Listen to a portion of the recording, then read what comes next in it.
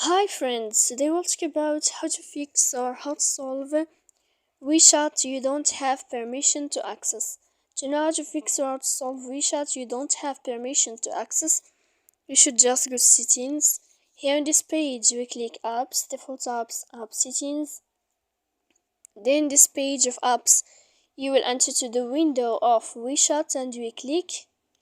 Here in this page of app info you will enter to force stop and you will click OK. Then you will enter to storage.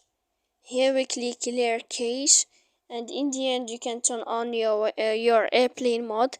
Then you can wait a moment to turn off your airplane mode. If it's not working with you, you can go to Play Store, you will uninstall your app and you can wait a moment to install again your application. So please don't forget to support us by like and subscribe. See you next time in another video.